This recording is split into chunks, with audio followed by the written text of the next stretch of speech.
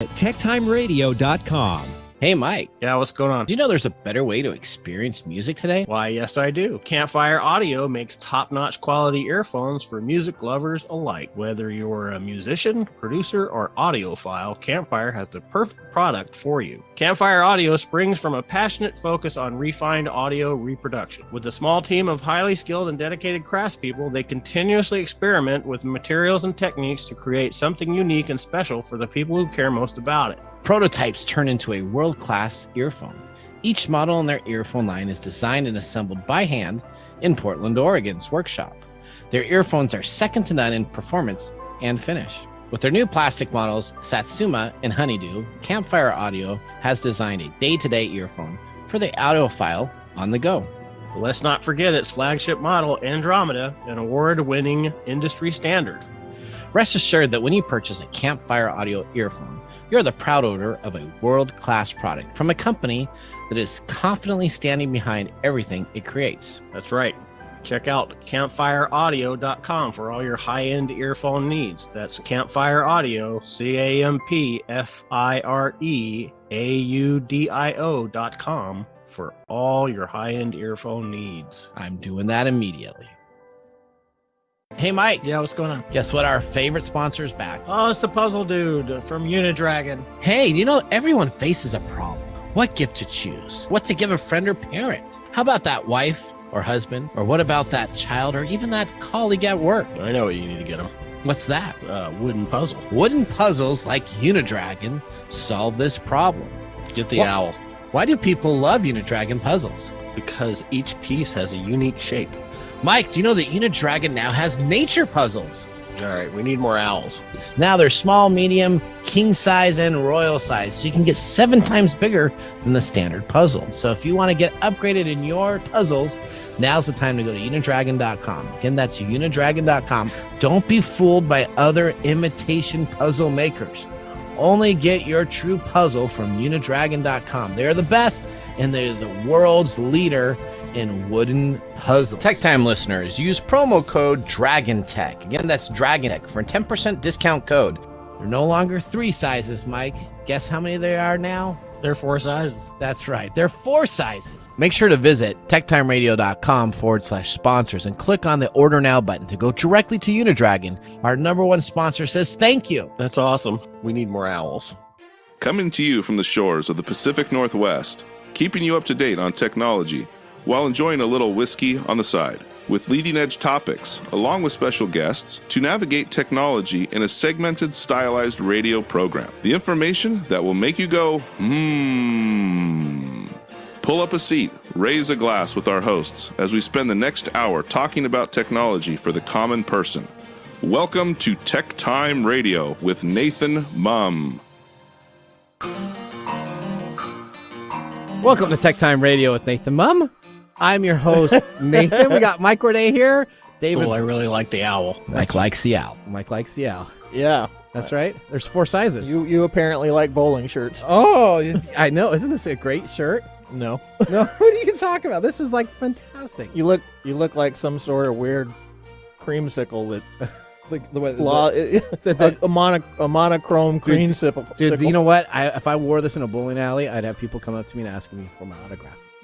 Because I look so cool.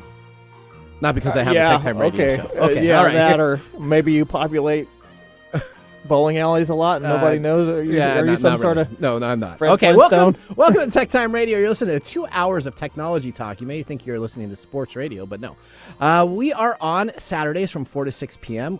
Thank you so much for joining us for 2 hours of the best technology news for the week. Now, if you're trying to catch us on Monday, Tuesday, Wednesday, Thursday, Friday, Saturday, not 4 to 6, and Sunday, you're catching a rebroadcast. Dun, dun, dun. So I just want to make sure that you can go to techtimeradio.com and keep up on all the latest information, because after our show is broadcast here on Saturday, we have a great group of people that put it together on Sunday, and then you can rewatch it Sunday and Monday and Tuesday and Wednesday. I think Thursday. we get it. Was that? I think we got it. You got it? Okay. I think so.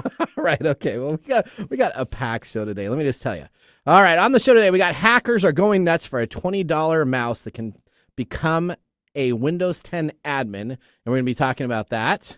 So yeah, that's fun. Isn't that really cool? We talked about that. We have Blue Origin's rocket. We're going to be talking about that a little bit in our top stories in the first 5 minutes.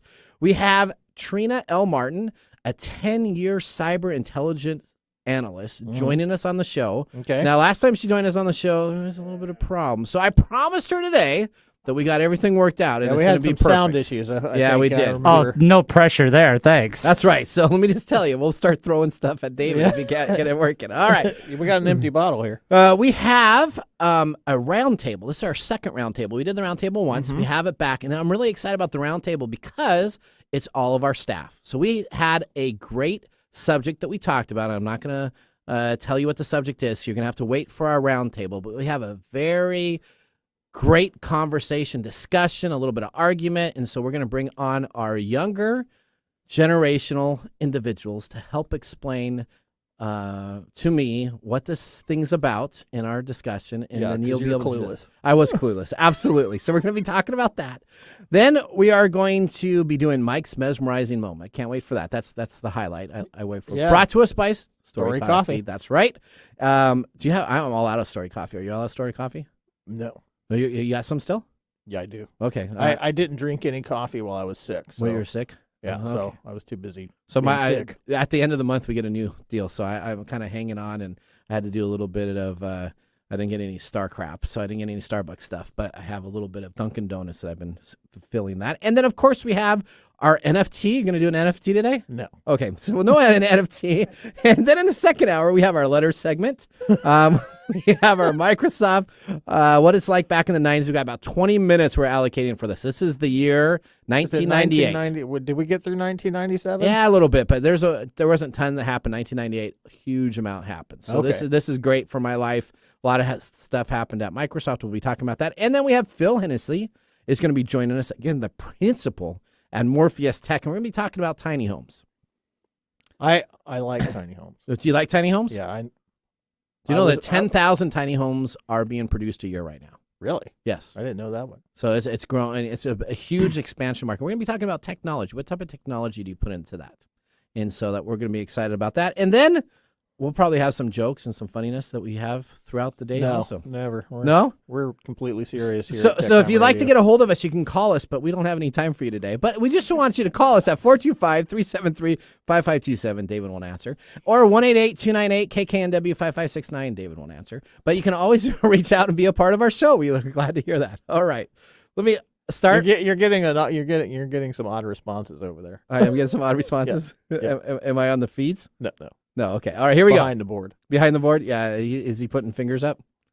No, he hasn't. Not yet.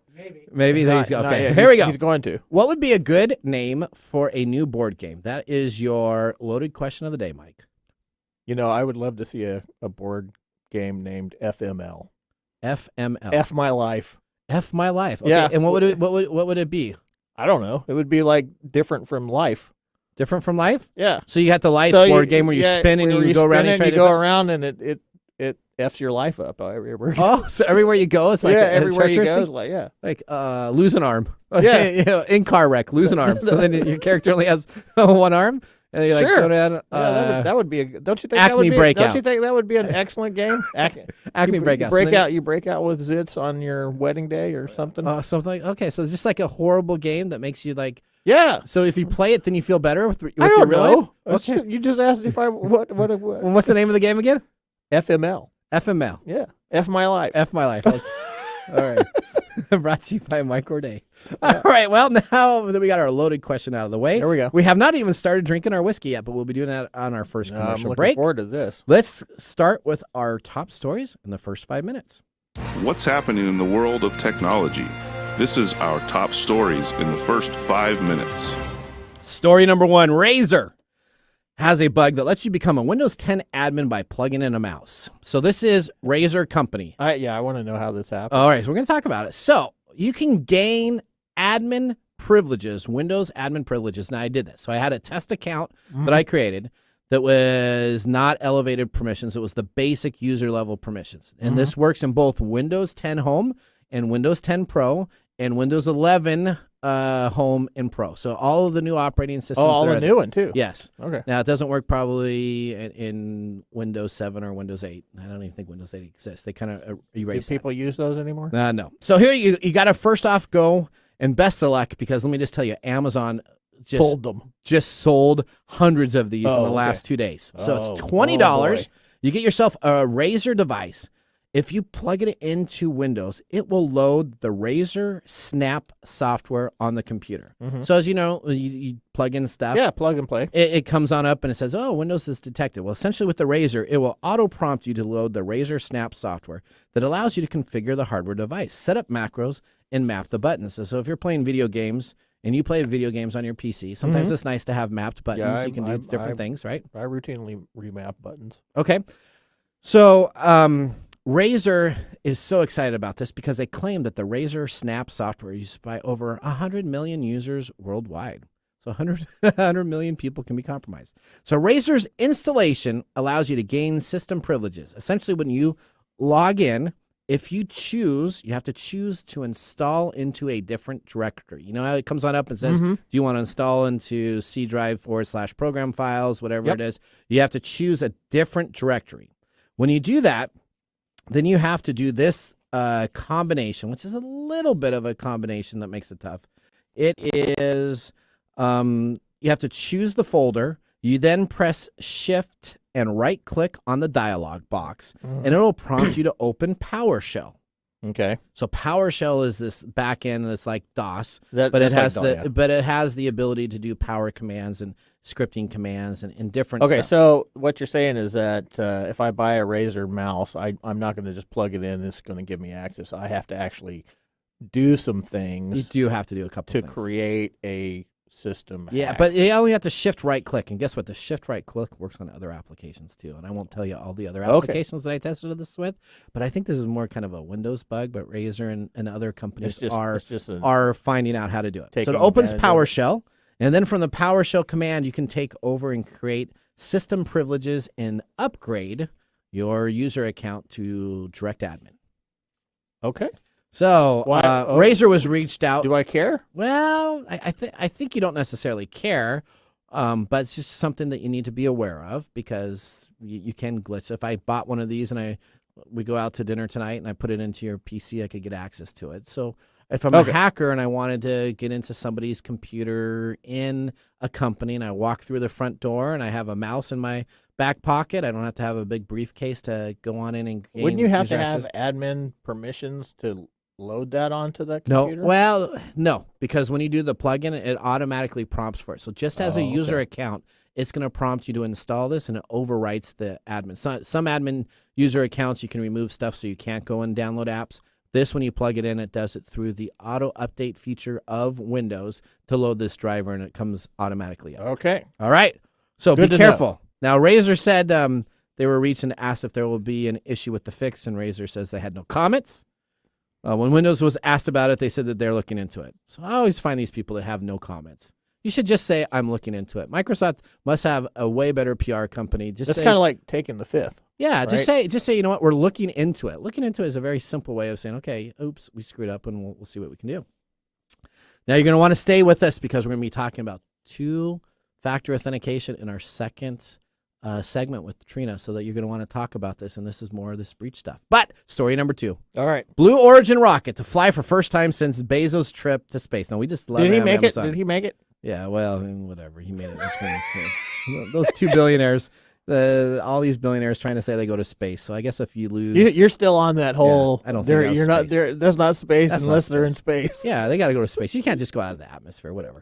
That's space. So this time, though, they are not bringing it, and it's no joyride. They're actually working with NASA to have small payloads. So essentially, the co-founder, Jeff Bezos' historic 10-minute trip to space is not what this is, because this is actually going to go to space. So Blue Origin's New Shepard rocket will essentially, thank you, David, taking a mission to carry 18 commercial payloads inside the capsule, and a sensor mounted to the exterior will test a bit of the lunar landing tech for NASA. So NASA is a part of it. Also on the payload, listen to this, there is art. So Bezos is saying that he has the first space art. So he's sending art up. This is just getting ridiculous. So he's sending art up. This is like NFT times 20. I now have the very first space art. So there's portraits of an artist. You know what Buffeo. You know what the next one's going to be? What's that? Who can pee on the moon first? Oh, that you think so? Yeah. But isn't that like wouldn't that like just make a cluster though? Or would it just float in space? We're talking about marking. Well, you got me territory. way going over. We're Okay, talking here we go. about All right, marking okay. territory here. So here we go. So essentially, this artist made a picture of his mother, a friend's mother, and it's in space, and then it will be coming back down to be sold as space art. And people are going to pay billions for this. Joy. Isn't that just amazing? All right. I can't wait. Story 3, though. Speaking on Blue Origin. Jeff Bezos' new Shepard Estes rocket goes on sale for $69. That's the model. So essentially, have you seen what his rocket looks like? Not until you showed it to me. Okay, when I showed it to you, what's the first thing you thought of? I think Jeff is compensating for something. That's exactly right. So essentially now, for $69, I can buy a model that's 1/66 scale that will shoot 400 feet in the air. Yeah. And this is their ad. Nothing's better than getting the Blue Origin's new Shepard rocket that will shoot and send you streaming into the air with total pleasure. Seriously, I think they think that Jeff's compensating for something. So I cannot get it. But now the Estes website says that you also need to purchase a C6-3 or C6-5 engine packet because it doesn't come with the engine to shoot it. So I guess you pay $69 for the model. Have you ever done model rocketry? I have actually, yes. So you always have to buy the engine separate. And then you have the launch pad you sit in front and it sends a little thing to it and it goes right up. Yep. All right, that is your story. I've never had anybody tell me that sending rockets up in the air was pleasurable, but hey, you know. Yeah, that's their marketing. And where can you buy this? On Amazon.com. Yeah, of there course. You go. All right, we're going to go into our first commercial break. When we come on back, we got Trina that will be joining us. She's going to be talking about some security practices and two-factor authentication, dual-factor authentication. Okay. We're excited to have her back. And then we have a great roundtable on Gamer Time. We're going to be talking about a significant thing that happened today in 1963. Okay. August 28th, 1963. Go Google that, and then that will help you know what we're going to be talking about on our roundtable. All right. We'll see you here after the commercial break. Hi, I'm Nathan Mumm, host of TechTime Radio with Nathan Mumm on KKNW. TechTime Radio's live show is Saturday from 4 to 6 p.m., and you can always check us on the web at techtimeradio.com. Our segmented stylized radio gives you the breaking news before it hits mainstream media. Join myself and Mike Day as we'll make you laugh. That's good. So, Hooked on Phonics worked for you, didn't it? It did, just a little bit. And learning something new in technology. Join us Saturdays, 4 to 6 p.m., and Thursdays from 6 to 7 a.m. The Technology Show for the everyday common person. Hi, this is Lisa Downs, host of Reigniting You, the show that takes a positive, forward-looking approach to mid to late career transitions for Gen Xers and Boomers every Wednesday afternoon at 3 o'clock Pacific. Whether you're looking to stay in the traditional workforce, do your own thing, or retire or semi-retire, Reigniting You is your source for career transition advice, inspiration, and insight for what's next in your career and life. Join me Wednesdays at 3 o'clock to get re-energized, recharged, and reignited. Welcome back to Tech Time Radio with Nathan Mumm. We just had our first whiskey tasting, and we are tasting today the Glen Moraine Original. That's what it is, right? Is it Glen Moraine? Sure. Okay, original. It's produced by marrying the delight spirits that emerged from Scotland's tallest stills with the first and second fill American white oak casks. All right, it's born and designed from the casks in Missouri with a raw spirit that develops a perfect balance between sweetness and complexity. $49 a bottle, 86 proof. What was your first? Not bad. It has a really interesting burn, but it's not bad now. There's like an apple taste. There is, isn't there? Yeah. It was I took it though, and I was expecting it to be something a little different, and it was like, oh, it hit me hard. Maybe it sat out too long. Yeah, maybe we just have to drink it quicker. Is that what you're saying? Sure. Okay. Yeah. That's always a good thing. That's always a good thing. I don't know if I'm going to give it a thumbs up or thumbs down, but I do know what I'm going to do is get ready to start our next segment. Okay. Welcome to Technology Insider. We get the information directly from the source. All right, at this time, we are bringing up Trina L. Martin. She is going to be joining us today to talk about some security aspects, and we are making sure. Look at that. Let's see now. 1, 2, 3. Trina, can you hear us? I can hear you. Can you hear me? Perfect. Yes, Oh, we lit. can. There we Look go. at that. Look at that. All right. Let me tell you, David was more nervous about you being on the show, making sure it worked than any of the times we've had so far. He's like, last time. I'm like, yes, I do. All right. So welcome to the show. You're going to become a part, ideally, of our program once a month. So this is kind of a recurring role that we're going to have with you. Isn't that correct? That is correct. So we are excited to have you on, and you are our security expert that enables us to talk about items for our everyday common person. So you can break it down instead of us computer nerds talking. You can break it down and have it a You're little. the computer nerd. I am, and so I try to keep it a little bit lower. And then every once in a while we have Nick Espinosa on And or you with just Phil, and we just completely go nerd out. Yeah, and then everybody says, "Guess what, Nathan? I didn't understand a word you said." And I'm like, "I'm so sorry." All right, so Trina, welcome back to the show. Tell us a little bit about what we're going to be talking about today. We kind of talked about some breaches earlier with the Razer mouse, but let's have you kind of lead our segment here when we talk about some security items. So I am glad to be here. Thank you guys for having me back. I'm glad that everyone can hear me today. So that's a good thing. So today I am going to talk about two-factor authentication. So Okay. whether you know what that is or not, you're probably doing it in some form. And Okay. what two-factor authentication is exactly what it sounds like. Is the second layer of security to validate your identity to get into your account. So this can happen. So either one is with something that you know or are given, such as a Okay. PIN, okay? Something that you have, such as your phone or a security key, a hardware security key, or something that you are, meaning biometric. So a lot of our phones, you can do Face ID or you can do your finger.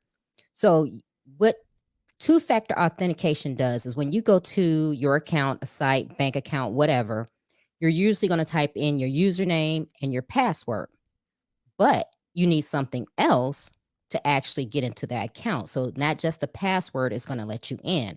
That's where the two-factor authentication comes in. Now, it could be one of two things. It could be text-based. So a lot of accounts you go to and it'll say, okay, you put in your username and your password.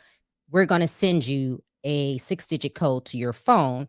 Type that into the website, and then we know that this is truly you.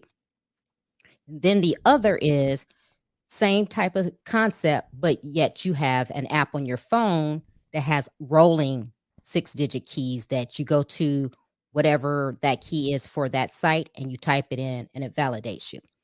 Now, So let me ask you about this. So Yes. so a couple of us have that. I'm sure Mike has that. I have a Google Authenticator app. Mhm. Then I have a Microsoft Authenticator app. yes. Are those better to use those than the text messaging authentication, or is it about the same? What's the difference between those two? I'm glad you asked because I was going to get to that. Perfect. Now, the authenticator apps are better than the text-based apps. Now, the texting codes. Now, the texting is very common and a lot of sites, accounts, whatever, use them. Now, with the text-based, it's open to cybercrime, which means SIM swapping, text spoofing, phishing, all those things that basically somebody in the middle can grab that and pretend like they're you with that code and access your account. So according to NIST, which is the National Institute for Standards and Technology, they're the authority on all things technology and how to do it, what to do, etc. So according to them, having that app, that Google Authenticator or that Microsoft Authenticator that you spoke of is actually better because you're not waiting for something to come to your phone to be text to you. You actually have that app in your hand and you can get that number that's randomly rolling to enter your account. Now, I prefer the app as well, either the Google or the Microsoft Authenticator, just for those reasons. Now, recently, I've come into myself as a little bit of a problem with the two-factor authentication. Okay. And this is something I want everybody to be aware of. I got a new phone. Okay. Okay. I had the authenticator's on with several of my accounts in there. Well, I wiped the phone, gave it to my daughter, got my new phone, and hence there was no account set up in the authenticator. So I had to go to each one of these accounts when I remembered or encountered them to remove the two-factor authentication and reset it up, which sometimes can be a pain because some places say, sorry, or you got to actually reach out to them. So that can be a bit of a pain. So before you wipe your phone and give it to someone, make sure that you transfer that app with all of your accounts over to your new phone, or else you'll be stuck like me in days of trying to remember everything that you had in that app, or as you come across your accounts, you'll have to redo it. So, Trina, what type of phone do you have? Do you have a Google phone or an Apple phone? I am Apple all the way. Okay, so if you have an Apple phone, yes, you can actually transfer. There's a way to transfer this information. You can do that with an Android, and you can do that with an Android too. Both of them, depending. Well, the Samsung app makes it much easier on the Android if it's a Samsung phone than if it's a Pixel or one of these other ones. It's a little bit more difficult, but you do want to transfer it, because if you don't, you have to start all the way over. I've had to do that. I learned the hard way the first time also. I have an Apple phone. I went from an Apple 4 to an Apple 7 device, and when I went to that, I forgot to do everything, and I had to go on in, and there was a couple of accounts, like you said there, that they wouldn't allow me just to disable dual factor authentication. I had to actually contact their support, had to give them a phone number. Thank goodness I still had the old phone. Now, if I would have sold that, think if I would have sold that online to somebody else, then it would have been even more painful. There would have had to been a whole bunch more work to go through. Mm-hmm. Absolutely. That's just my old guy thing coming up and being like, why do I need all this crap going on in my life, where I have to have a password, a name, a password, and then I have to wait for a text or an authenticator app to here's why you need to do it. Here's why you need to do it. Is it going to be like triple or quadruple in some time in the future? Well, yes, because if you irritate FireEye and they try to hack into your site, not that I've done that. Yeah, I knew you were gonna. Yeah, I knew you were gonna bring that up. So I hate FireEye, and I always talk bad about them on the radio, and they just continuously hack away at my WordPress site. Best of luck to you guys. I've made it even twice as tough. I have to have authentication two-factor. Mm-hmm. I actually have a picture logo that I now click on. Yes. So I have an additional logo, and I have to have my username and password along. Mm-hmm. So for those of us who aren't ticking off hacking companies or security companies, and that's stuff, probably smart. Yeah. Do I need all this stuff?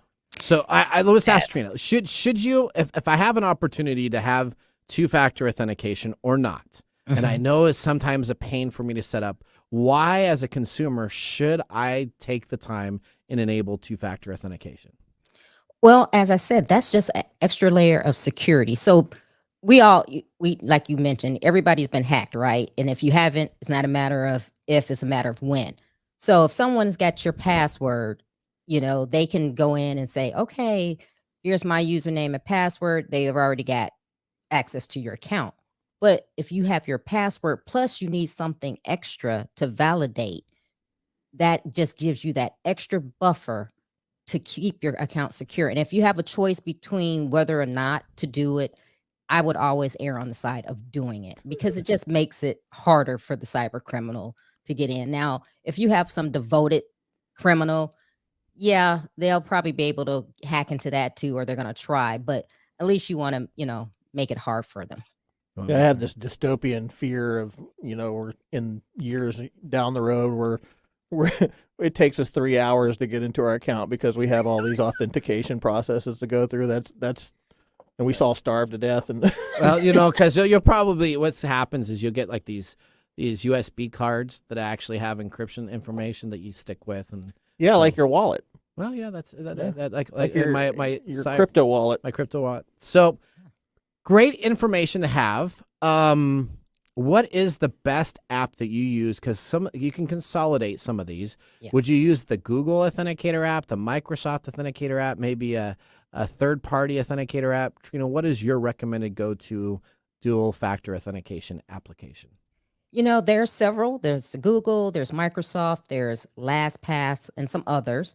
I personally like Google. I think Okay. you can't go wrong with either one of them. And for those who haven't used them, it's easy. You can just hold your phone up, scan the barcode that they have, or if you feel like being challenged, you can type in the security key to do that. But Yeah. I always like scanning the code.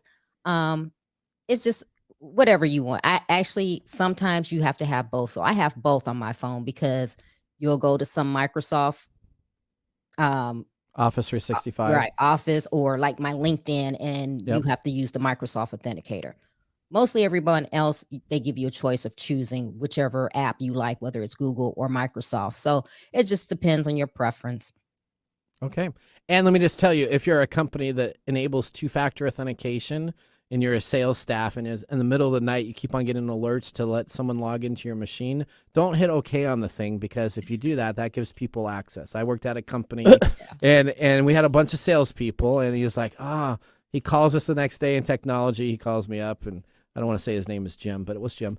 And I won't say his last name, and he lives in Puyallup. But so Man, you're really riding the line today. I want to say what copier company you worked for, but you can find my LinkedIn on which one I worked for. And essentially, he calls us the next day and said, "Man, what were you guys doing all night? You kept on waking me up with this authentication." So I just finally hit OK. I'm like, "What are you doing? You just gave this guy in overseas access to your account." "Oh, well, at least it stopped bugging me in the middle of the night." See, Ugh. I'm going to talk about that later. Because you? That's the problem with all this technology stuff. We'll talk about that. Okay, we can talk about it. Trina, thank you so much. Well, give us a little tidbit. What do you think you're going to talk about next month? What do you think? Ooh, I don't know. Okay, well, so you're gonna have to come back to find out what she's going to talk about next month. Yes. Yeah. All right. Well, we're excited about that. Thank you so much for joining us. I hope you have a great day, and this worked out perfectly. Thank you for having me. And I'll see you next month. That Bye-bye. sounds great. Bye-bye. All right, well, we're going to take a break here. That was a great thing. Two-factor authentication, enable it. Yeah. If as irritating as it is. It is. You need to enable it. If you're not going to do that in today's world, you will be hacked. And it's not, as she said, it's not when you're hacked. You've probably already been hacked. It's just when you find out you've been hacked. Yeah. All right, when we come on back, we're going to yay, technology. Yay, technology. That's why we have a 2-hour show, because we have to help keep Yeah, people informed. our show is two-factor authenticated. It is. Actually, it's 3-factor authenticated. 2-hour authenticated. That's right. When we come on back, we are having a roundtable discussion with our TechTime Radio staffers under the age of 30 are going to be joining us. Can't wait. We got Jamar, Alessandra, and Emily that will join us, and we have a subject that we're going to be talking about today, which is a perfect topic to talk about on August 28th, 1963, because our subject has to relate to that when we come on back. So we are going to see you after this commercial break. Mike and I are going to have some whiskey and get ready for our roundtable. Did you know that up to 12 to 15% of Americans grind their teeth at night while they sleep? Yeah, it's called bruxism. I used to work at a sleep lab, and we used to measure that, and it leads to a lot of problems like headaches and destroys your teeth. It wears down the enamel, and it's just very hard on your mouth. So every once in a while I'll wake up, my jaw will hurt. Do you think I'm grinding my teeth at night? Yep. Well, so how do you go about protecting this then? The number one recommended way of protecting yourself from teeth grinding is what's called a night guard, which is a custom fitted prosthetic that you put inside your mouth. It usually runs, hundreds of dollars, but I know our sponsor, Smile Brilliant, can get you custom fitted night guards for as little as $45 a piece. So if you go to smilebrilliant.com and use TechTime Radio at checkout, you can receive 20% off your complete order. So visit smilebrilliant.com and use the TechTime Radio at checkout code.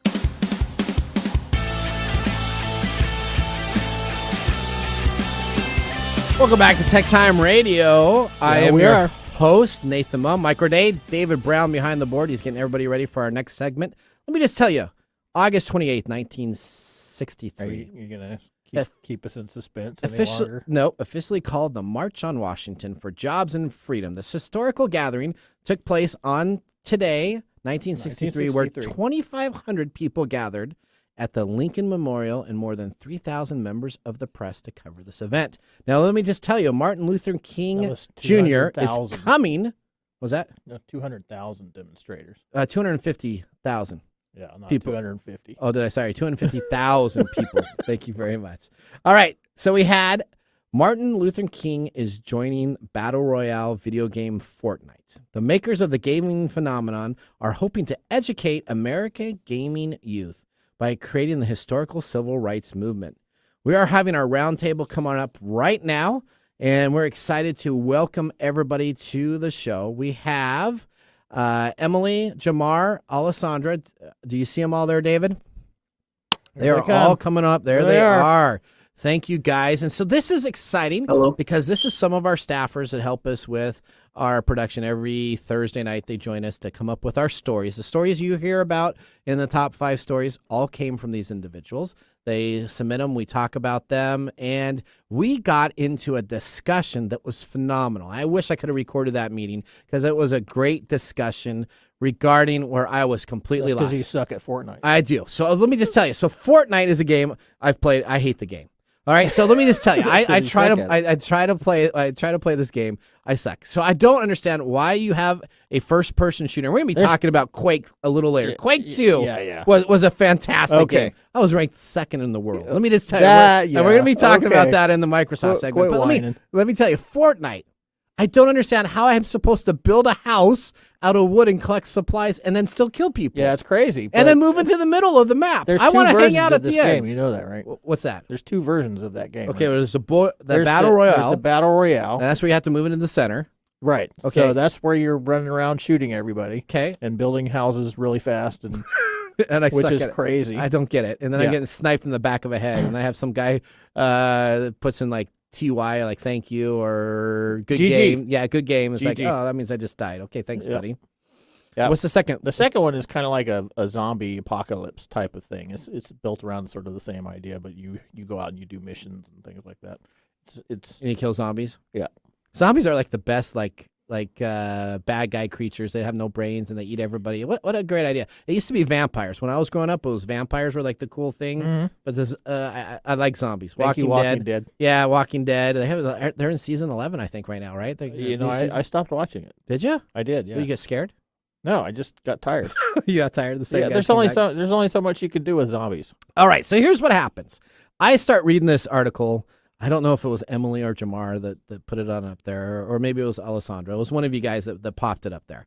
I start reading this, and I'm like, listen, this seems like the stupidest idea ever. Here we got Martin Luther King Jr.'s speech, which happened today, and we didn't even plan it. So I just realized that as I'm coming on in. I'm like, oh, my word, it looks like we actually planned all of this, and that wasn't the case. Wow, you're just going to throw us under the bus. But no, it wasn't necessarily the case. And then when I read this article, the first thing I said is, well, why didn't they do this in February? Right? That's right. You did say that. And then everybody's like, well, why would you think that, Nathan? And I was pretty You want to keep going there? Yeah, I was pretty sheltered in my comments. So, but doing research about it, and we're going to get into the discussion, this is a partnership with Time Magazine. Uh-huh. And it actually has the approval of Martin Luther King Jr.'s what is it? Their estate, and essentially the King estate played an active role in greenlighting this. Mm-hmm. And so when I started listening to this, and then all of a sudden I had somebody say, "Oh, well, I watched Ariana Grande on this," and I'm like, "What are you talking about?" So we're gonna turn it into our conversational table here.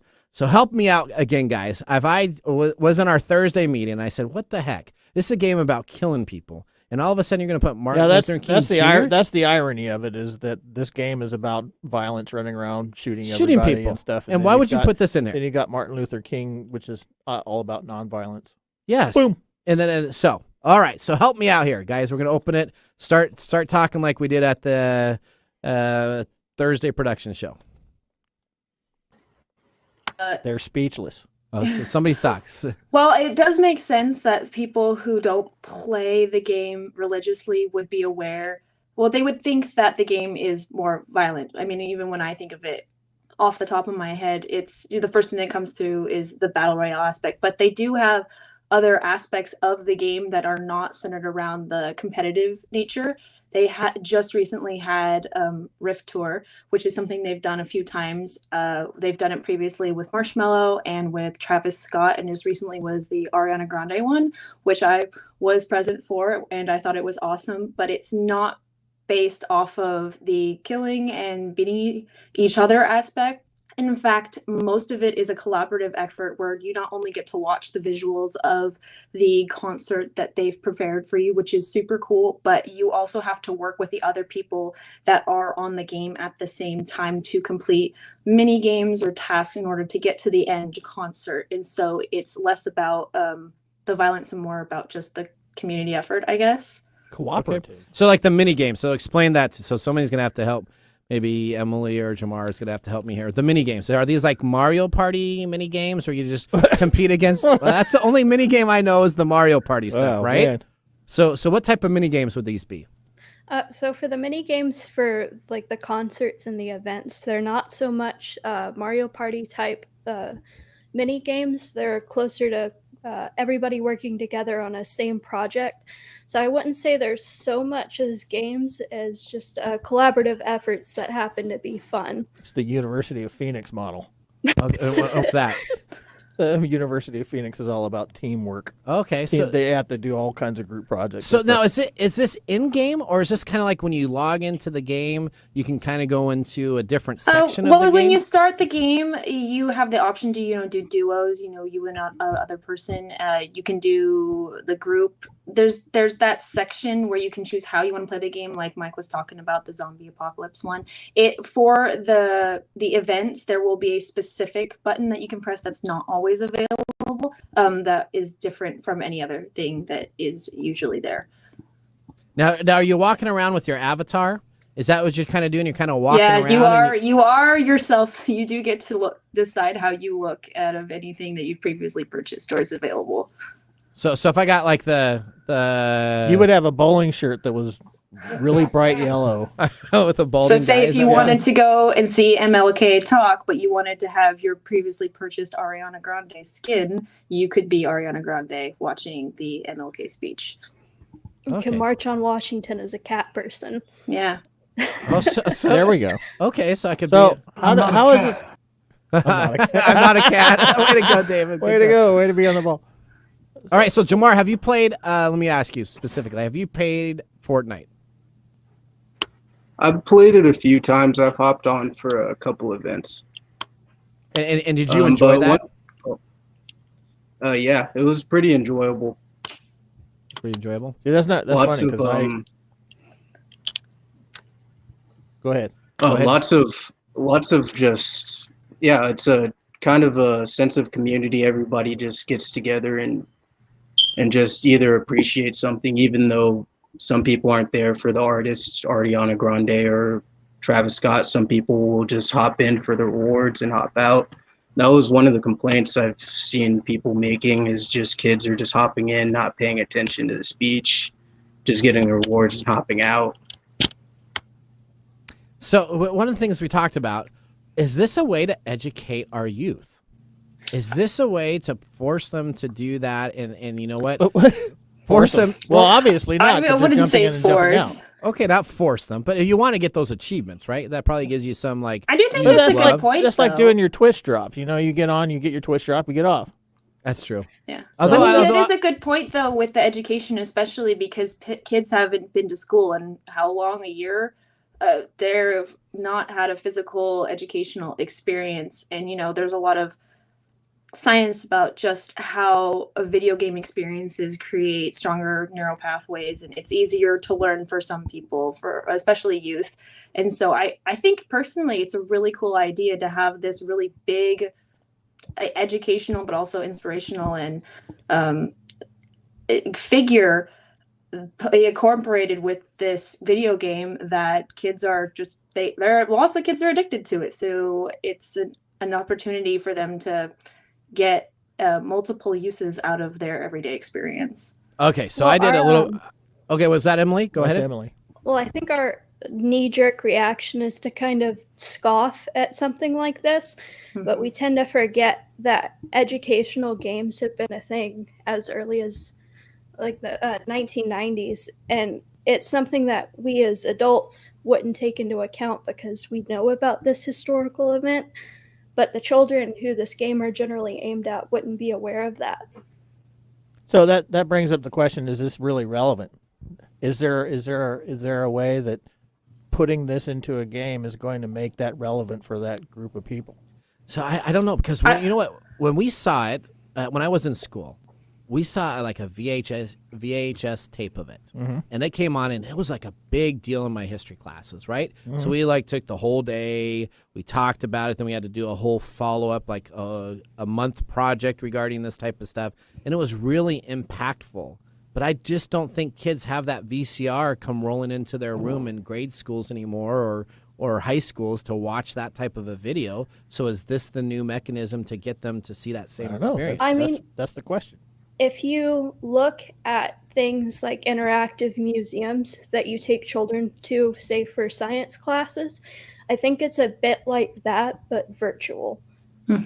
Yeah, they've created an entire experience around it, where the first part of the game is you will be landing in DC, and they've created this simulation of the actual setting where the speech took place. And I think for 17 minutes, you get to actually be there and watch the speech. And I think that's so cool. I've never even seen anything like that, even on an educational level. You see VCR, like you see the videos of things happening, but they've created an actual three-dimensional space that any kid can feel like they're there and experiencing it. As well as afterwards, there's a section where they will walk through a museum type thing and see the black and white live footage of the speech happening. So then they can get that dual aspect of it, of the creator's interpretation of what that looked like, as well as the actual footage. All right, so on TikTok, there's a challenge. So I was doing a bunch of research on this so I could be ready to go. And so explain this to me. There's a Fortnite avatar flossing the most during the 17-minute speech. So what does that mean? Does that mean you take your avatar, you're doing the floss dance, and you're doing a floss dance during it? So that seems like that's counterproductive. Is that something that someone just threw out there to be counterproductive, or why would someone post that? Well, I think maybe we generally have a lot of adults that think it's kind of funny to go into this children's game and make a fool of themselves just because they don't think this is something to be taken seriously. The response to that by the developers was actually to disable emotes so that you wouldn't be able to do that. I think that came pretty soon after the TikTok was posted. That is correct. Look, she's on it. I also believe. What's that, Jamar? I also believe some of that has to do with video games being a form of escapism. So people will just hop in these games to, just express themselves, even though it might not be in the most perfect time. Yeah, this is part of that dystopian future that I keep talking about. Is that what yeah, it's crazy. It's crazy. There's There's a lot of aberrant behavior that goes on in gaming forums. So I can tell you that I was very naive. And I want to let my staff know that I appreciated our discussion, because they kind of slapped me around on Thursday and said, just because you suck at Fortnite and don't think the game's very good, let me tell you about all this other stuff. And you know what? I took the time, about 20 minutes, to understand more about this environment, and I would concur. I think this is a phenomenal idea. I do think it's really important, and something that I think other game companies should take care of. You know, I play a lot of EA Sports games. Right, so if you actually did something like this, and I actually submitted something to EA Sports after doing this, saying it would be great to live in like Jim Brown era back in when he played, or go back and do a whole recreative time back in the 70s or 60s of football, and instead of being this new up-and-coming kid with all these new type of deals, and I have to deal with sneaker promotions and this and in the new Madden game and NBA 2K games, I could actually go back and play like a historical time. I would be very intrigued in that too. Yeah. All right, guys. Well, thank you very much for joining us. Hopefully you guys all have a great afternoon, and we will see you guys busy. I'll see you tomorrow on Sunday when we do our video editing. I'll see the rest of you guys on Thursday. Thank you very much. We're going to head out to thanks for having us. Yes, thank you. We got a commercial break coming back. We're going to go right into Mike's mesmerizing moment. And our first hour is almost done, and our second hour is just getting ready to begin. I'm your host, Nathan Mumm. We'll see you after this break.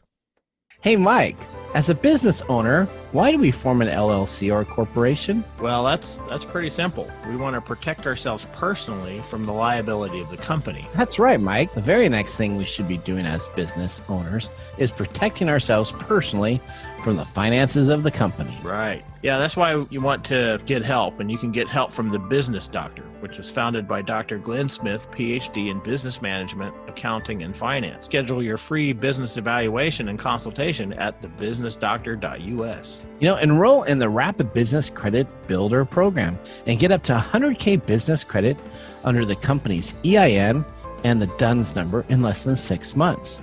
The DUNS number is really important for your rating on when you purchase other items from other businesses, never having to use personal credit ever again. That's thebusinessdoctor.us or call 866-383-1030. Again, that's 866-383-1030 or thebusinessdoctor.us. Visit the Business Doctor today. This is Mike's Mesmerizing Moment, presented by StoriCoffee. Visit StoriCoffee.com. Yeah, we were talking about dual authentication, blah, blah. Yeah. I can't even Dual think factor of it. Dual authentication. factor authentication, and here's where technology really starts to mess with humans. Yeah. Because the human is not designed for this type of stuff. They're not this whole idea. You had the story about the guy who that kept getting dinged and he woke up and he finally pressed OK. Yeah. And then you told him the consequence. He was like, I don't care. I got to go to sleep. Yeah. That is the epitome of human behavior right there, because it shows that there's a certain amount of discomfort that we are willing to accept to do all this stuff, but when we reach that threshold, we stop doing it. And we do this all the time. We do that. You got a little upset trying to purchase a Microsoft a subscription just a couple nights ago, right? I was trying to do something online the other night, and I couldn't find it, and it was really irritating me because I have to go through all these different channels in order to find what I'm looking for. Technology is supposed to make our lives easier. That's the promise of technology. Yeah. And it oftentimes creates situations that make it more difficult. And one of these is the fact that we need dual factor authentication for stuff, and it's going to be 3-factor and 4-factor. I was talking about that. I say that with a little bit of a tongue in cheek, but that's true though. That's true. Absolutely. That's probably going to come down the pike at some point when we have like 8G stuff going on and people can do things faster. We're going to be like sitting around typing all these freaking codes and things, just trying to get into our systems, and it's going to be a pain. And we don't like pain. We hate pain, and it creates these situations where we make decisions like, I'm just going to press OK and go back to sleep. Yeah, and I don't get it too, right? I mean, it's the simplest thing. If we actually use dual authentication or 2-factor authentication correctly, we probably would never need to have anything else. But how do we get that? How do we get that? So if I do this correctly, that means I have to come up with a screen name. I have to come up with a password that is at least 12 digits long and has all these different funky characters, and then that's supposed to be unhackable. But then they tell me, okay, you need to download this app that's going to give you a rolling authentication code, which I do. I have one for my Steam account. I have one from, the most important things, right? Yeah, Your the Steam most. account. That's right. Do you have one for like your Origin account and I have them. Blizzard account? I have them for all my video game games. stuff. Yeah, the video game stuff. I have them for everything. Okay. But the fact is that I have to go through this painful process of setting this. It's time consuming and it doesn't make sense to a lot of people. And I'm like, why the hell am I doing this? All this stuff, and it's creating pain in my brain. Wait till you get a new phone too, dude. And it makes I hate that. I hate getting new stuff because you have to transfer everything over, and then you have to retype in your passwords. You have to reload the apps, and half the apps you had on your old phone don't work on the new one. Same thing as getting a new freaking debit or credit card. Yep, you got to go put all the auto bill stuff, and all of it needs to be taken care of. We didn't get to talk about 1998 either. What's that? Oh, that's later. Isn't it? That's not 1998's next hour. That's later. Next hour. Okay. Let's Yeah. talk about next hour before we do our votes on the whiskey. Our second hour, we have our letter segment. We have Microsoft special. What was Microsoft like back in the 1990s? We're looking at year 1998. And then we also are going to be talking about tiny homes technology with Phil Hennessy, the principal of Morpheus Tech, will be joining us. Now, Mike, what do you think of this $49 bottle? The Glen Morange Original. Is that how you pronounce it? Glen Morange? Worked on phonics, work for you. That's right. I'm reading that phonetically here. Glen Glen Morange? M-O-R. Yeah. Okay. I don't know. I don't know. I got in trouble with somebody else for saying something wrong, so Okay. I don't know. What do you give, a thumbs up or thumbs down? I'm going to give it a thumbs up, even though I can't really tell because my taste hasn't returned From fully, COVID? So, yeah, so I Okay. get a lot of weird things going on. I'm going to give it absolutely a thumbs up. So we got 2 thumbs up. Our second hour is loaded with great information. David's going to be so busy he's not going to know what to do. I am your host, Nathan Mumm. We got Mike Roday here, David Brown behind the board. We'll see you guys in just after the top of the hour for hour 2. Bye-bye. Thanks for joining us on TechTime Radio. We hope that you had a chance to have that moment today in technology. The fun doesn't stop there. We recommend that you go to techtimeradio.com and join our fan list for the most important aspect of staying connected and winning some really great monthly prizes. We also have a few other ways to stay connected, including subscribing to our podcast on any podcast service, from Apple to Google and everything in between. We're also on YouTube, so check us out on youtube.com/techtimeradio, all one word. We hope you enjoyed the show as much as we did making it for you.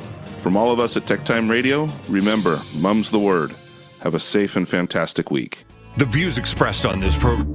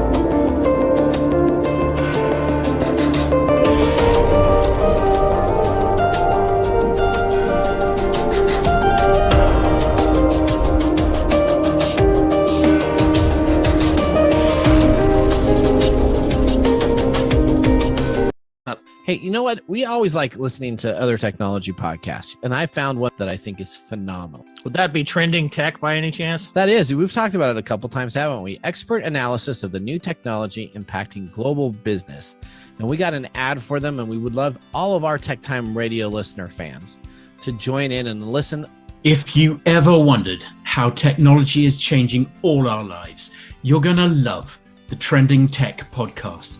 Because lately we've covered Starlings that help create high-speed networks and horses that can train execs to be better leaders. We've seen what augmented reality looks like through next-gen contact lenses.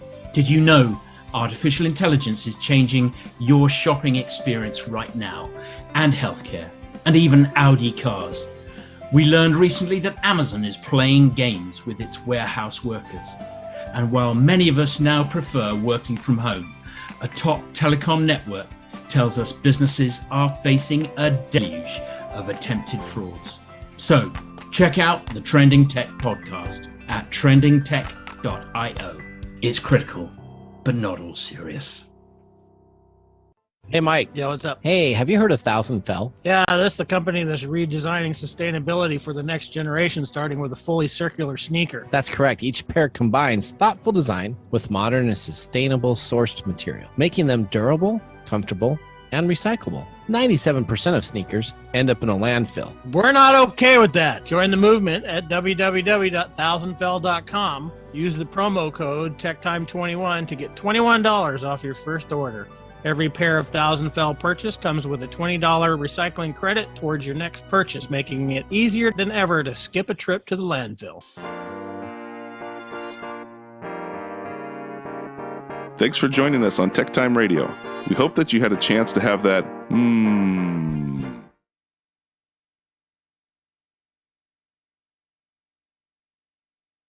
Coming to you from the shores of the Pacific Northwest, keeping you up to date on technology while enjoying a little whiskey on the side, with leading edge topics along with special guests to navigate technology in a segmented, stylized radio program. The information that will make you go, Pull up a seat, raise a glass with our hosts as we spend the next hour talking about technology for the common person. Welcome to TechTime Radio with Nathan Mumm. Welcome to TechTime Radio with Nathan Mumm. The way David had us going, we were ending our show right now. He played the wrong intro. I know. That's hilarious. How about No, that? I did. I just put it in the wrong spot. You just put it in the wrong spot. Let me tell you, now I spent a lot of time on the back end making sure that those spots are correctly. So we're gonna have to. Okay. We're gonna have to ding him later. I don't know why, but that's all right. He did a good job with that. He's fixing to give you a salute. That's right. Oh, the one finger comes up. Look at that. All righty. Oh, you got the whole Here you arm. go. Here you go, You right got the here. whole arm. I in got there. the whole arm thing. Yeah, there you go. That's isn't that an English gesture? It doesn't matter. Okay, I still think get the that- point. All right, welcome to TechTime Radio. This is hour 2 of our 2-hour technology show. If you're catching us on Saturday from 4 to 6 p.m., then you're catching us live. If you're not, then you're catching a rebroadcast, or as they call it in the industry, an encore episode. That just means it's being replayed. But Are you serious? Yeah, that is the industry term. It's encore. Encore. Right? Yeah, right. Isn't that what you guys call it, David? Yeah, it is called an encore. Yeah, that just means. But I got to fire back after you smashed me, although I deserved it. No. Okay. We'll get you. We'll get you. We love you here, buddy. It's okay. It's all right. Go to your safe corner, and we'll talk to you later. All right. Well, welcome to hour 2 on the technology show. Today, we're going to be talking about our funny letters that we have, spam emails and scams that are sent to us. We got Microsoft back in the 1990s, and we have Phil Hennessy that will be joining us. Hennessy. Oh, I said Hennessy. You've said that every single time. Hennessy. No, it's Phil Hennessy. We talked yesterday. We talked about tiny homes. I got lots of questions because I may have just bought in 2 containers this weekend because of family issues about that. I know. That are crazy. So I may You'll be doing need one of those tidy homes, I think. I will. I'm going to have to end up moving my mom out there. All right. Well, welcome to the second hour of TechTime Radio. Shopping container. That's you know what? If you build put her in a pod. you know, if you have 2 of them on top, is that like a 2-story? How do you sell a 2-story Yeah, that's a 2-story container? pod. Okay, so you put stairs inside of it. Sure. Does that a increase ladder, the value? little A stick ladder. You call it? A little tiny elevator pad at the very back. Oh, there you go. Yeah, a there little you go. dumb waiter, and you have someone sit on it, and you go on the Sure, other side. why Okay. not? All right, here we go. Welcome to Tech Time Radio. We got a lot of stuff to cover for this hour, and we're having a great time. Our first hour was phenomenal. If you did not catch it, please go to techtimeradio.com and watch hour 1 of episode 63. We're on episode 63. Yeah, That's a lot.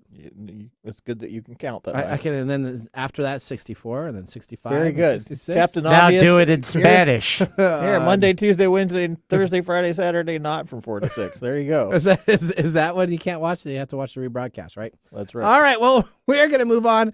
If you would like to call us on the show, we will put you on the show, but not today because we are full. But if you did call, it would be 425-373-5527 or 1-888-298-KKNW-5569, and then we would put you on the show, and you can ask us a technology question. But if you have a great technology question you want asked, go to Tech Time Radio. In the top right-hand corner, it says ask a question or be on the show, and you can actually ask us a question, and we will actually get you on the show to ask that question live. That'd be pretty fun, wouldn't it? Sure. Okay. All right. Now we're moving into, of course, how we start each of our second hour segments. And this is with our partners, the Love Shack. David, when does Love Shack air on KKNW? Let's hope I don't mess this one up. You can listen to Love Shack live every Thursday afternoon from 1 p.m. to 2 p.m. Pacific time right here on AM 1150 KKNW. That's perfect. He's been practicing. He's got that down to this. All right, here's our question that we're going to ask everybody. Are you a night owl or an early riser? Oh, this is just set up for you. This is like slam dunk. Yeah. Mike, are you a night owl or an early riser? I'm a night owl. You're a night owl? I am. Is it all about the owl? I have always been a night owl. So what time do you normally go to bed? I go to bed anywhere from 1 to 3, somewhere between 1 and 3 o'clock in the morning. Wow. What time do you wake up early too? On the weekdays, I wake up at 7. Wow. Okay. All right. David, we'll go to you next. Night owl or early riser? Is there an option C? Can you be both? Well, No, yeah, can't you both. could be. You could be a night owl and an early riser, which means that you're going to die sooner. I heard It that depends study. on what day of the week it is for me, pretty much. Okay, today, Saturday. What did you do to Saturday? Saturday would be normally a night owl, although, fall ball is going to start next month, so it'll probably be early riser and night owl. At the same time? Okay. Yeah, All right. pretty much. It just depends on what day of the week it is. Yeah, okay. All right. So I'm a night owl. No, you're not. What do you mean? You are not a night owl. I'm not a night. No, I consider myself a night owl. Yeah, you consider yourself wrong. Why is that? Why would you say I'm not a night Dude, owl? you're sleep drunk by 10 p.m. Well, at 10 p.m., you're like, I don't even know what I'm even talking about. That's how you sound. Was that when I play Sea of Thieves with you? You're telling me that Yeah. at 10 o'clock I just At 10 go in the o'clock, zone? at 10 o'clock, you are hitting a wall, buddy. No, maybe I'm just very much concentrating on the game at that time. No, there's a difference between concentrating and sleeping at the wheel. Keep telling yourself that. Okay, so I guess I'm an early riser then. I think you're probably a lark. What's a lark? That would be the opposite of a night owl. A night owl? Okay, all Yeah. right. Maybe you know what? I do sometimes get up early. I get up at like 8:30, 9 o'clock in the morning every morning. Yeah, I have. See, that's the problem with being a night owl because I have to get up early on the weekdays. Yep. If I didn't, I would normally sleep until about 10 o'clock in the morning. So you just are still on your college schedule, right? So you're I just have on never. I haven't. I've always, even as a little kid, I was always staying up late and watching remember horror movies. Yeah. After midnight. Yep. On Channel 13. Yep, KCPQ. Yeah. No, Yep. well, I don't know. That's That was what it was. that was here. up here. I was in Arizona, but yeah, I've always been a night owl ever since I was a little kid. Yeah. I'm a true night owl. It's all meaning about the owl. my circadian rhythms. Cool. I really like the owl. Mike likes the owl. That's right. That's my right. circadian rhythms are that way. My brain is the most active between 10 p.m. and midnight. Hey, actually, that's when you're shooting cannons pretty well on the ship. Pretty much, yeah. Yeah. Okay. All right. Yeah, I'll agree with you on that. I'm not slurring my words and trying to figure out what's going on. What? Hey now, be nice to me now. Come on now.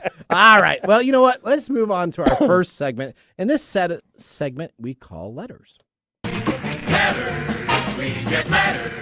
We get back and back of letters. Ah, letters, we get letters. And the letters all have songs. All right, our letter segment. This is where we read spam and phishing emails sent to me during the week. This is one of our favorite segments. People love this. Now, what's interesting, though, is we're going to end up probably moving this to every other week.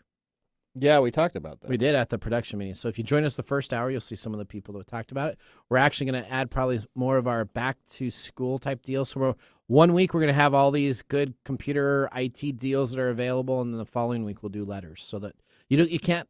Sometimes you have too much of a good thing and you don't appreciate it at the same time. If you have a good, I don't know what that means. Well, let's say you have a good cheesecake, right?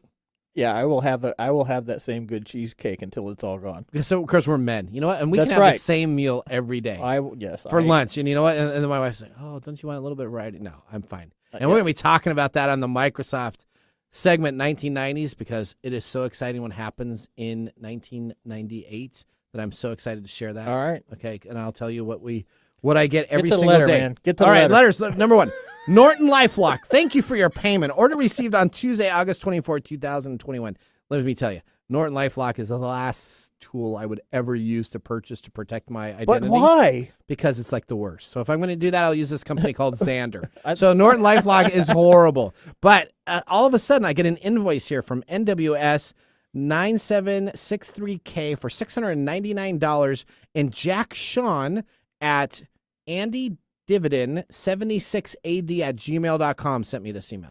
Well, nice so it for must him. be legit. It's got to be. But guess what? If I didn't want to pay for this, I can click on the link right here to get reimbursed for the next 15 days. Wow, 15 they give day, you a 15-day 15-day window. 15-day window to get my $699.40.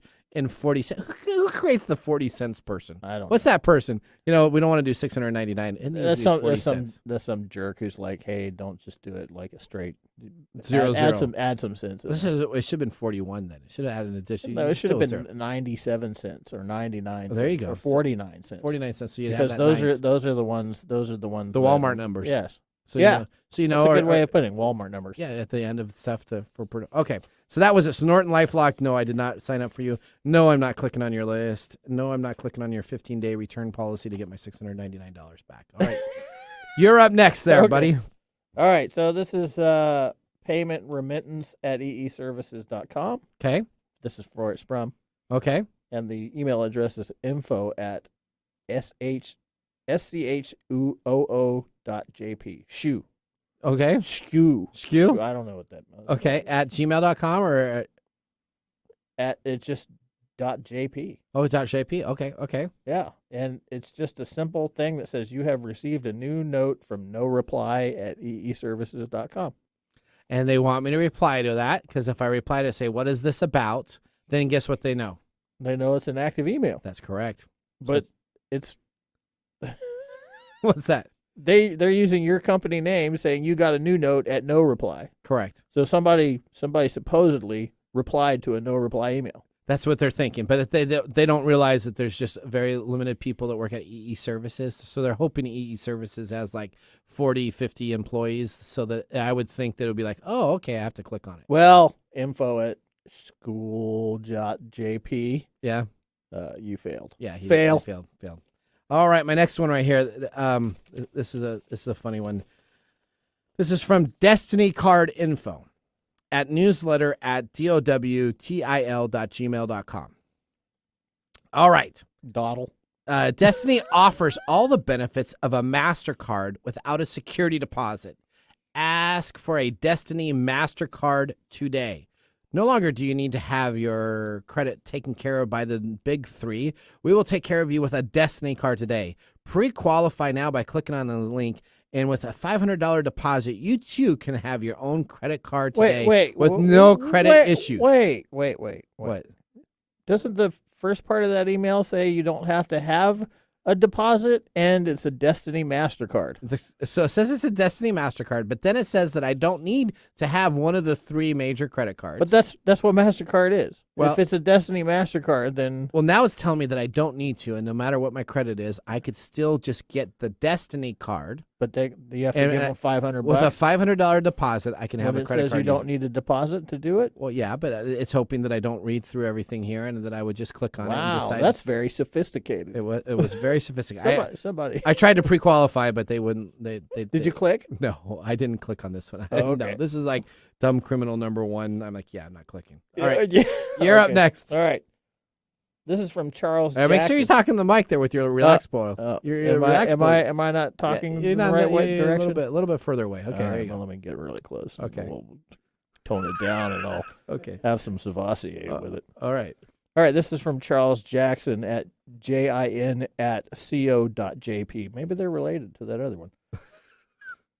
Maybe. Yeah, the subject is donation. Your email account was selected for a donation of $3,500,000 for charity. Oh, wow. Please contact Charles Jackson to claim your donation. Are you a charity? No. I mean, I'd love to think that I'm a charity, but no, I'm not a charity. But somebody is giving $3.5 million to a charity, apparently, and your email address was attached to that charity. And what email address was it sent to? It was sent to your Nathan Mumm at Hotmail. So, Nathan Mumm at Hotmail. What part of Nathan Mumm at Hotmail.com sounds like a charity? Nathan Mumm. Nathan Mumm. Okay, I got it. So, clearly, it was not a charity. But I did actually respond to this guy. Did you? I did. Oh, what did you say? And I said, I'm so excited about this. Please let me know. And I gave him some random email address at yahoo.com. So whoever Travis K is, poor guy, Travis K at yahoo.com. That is who I send everybody to. I don't know who that person is. So you're scamming back the scammers with somebody else's email? I do. Travis K at Way to go, dude. So I don't know who it is, but I think it's a live email address because when I ever sign up for any of these, poor Travis K at yahoo.com always is the He's going to listen to this. He's going to find you. He's going to come here. Okay. And we'll talk about it. We'll say, why do I use Travis K at yahoo.com? That was just what I did back in 1997. So you've been doing this since 1997? Poor Travis. Yeah, I know. It was poor Travis K. That Travis K. I don't know what's worse, the scammers that are scamming you or the response to Travis that you're giving them back. I don't know. All right. That's terrible. Well, that's not terrible. That's kind of funny. Poor Travis K. Kind of funny, but all right. We're going to take a commercial break. When we come on back, we got an expert that will be joining our show on the Ask the Expert segment. We're going to have Phil Hennessy that will be here from Morpheus Tech. He is going to be talking to us about tiny homes technology and how we can put cool technology in a tiny home. I'm going to need to know about this because I got some containers coming to my house. So I'm going to figure out how we can make your split level pod. That's my split level pod. I'll be living out here soon, and that will be my retirement home. So we're going to find out what I could put in my containers. Now, let me just tell you, when you buy a container, you want to make sure you buy the one trip container. We'll talk a little bit about that. How much does a container cost? That's about $6,000. Hey, that's not bad. It's not. And then if you buy a round trip one container, you're guaranteed that it's probably not going to leak. Now, if you get 2, 3, 4, or 5, your container may be a little bit beat up, but you can always get sealer and put it on the very top of it like you would in an RV, and your container is still sealed from the weather. So for $6,000, I can have a home, huh? You could. Okay. And then you can fit it with some cool technology we're going to be talking about. Yeah, maybe a little dumbwaiter at the back, so your little chairlift or something for your to go. Well, you know what? Maybe Phil has a little self-propelled elevator system that I could go to the second level. Yeah, there you go. Okay. A spring. There you Boing! All right. We're going to take a commercial break. I'm Nathan Mumm. We got Mike Corday here, David Brown behind the board. We'll see you guys right after this. Upper Left Corner is a PNW true crime podcast now streaming on all major podcast platforms. If you get excited when your favorite true crime podcast tells a story about a place that you've been to or the town that you live in, then Upper Left Corner podcast is for you. Each week, I tell you a story of a crime that has taken place in the PNW and give you background about the town the crime occurred in. If you like true crime, check out Upper Left Corner podcast, now available on Apple Podcasts, Spotify, Google, and more. Ace Hardware is a helpful place with prompt, friendly service, knowledge, and the little things that make a big difference. Service. Selection. Advice. Community involvement. Competitive prices. Convenience. Located near you. And the things you need, such as house keys, lawn and garden, plumbing, electrical, hardware, grills, outdoor living supplies, and even nuts and bolts. When you visit Ace Hardware, you'll be greeted at the door and given the help you need. So come visit us at Ace Hardware in Evergreen Way in Everett, Lake Stevens, and now Stanley. Ace is the place with the helpful hardware, folks.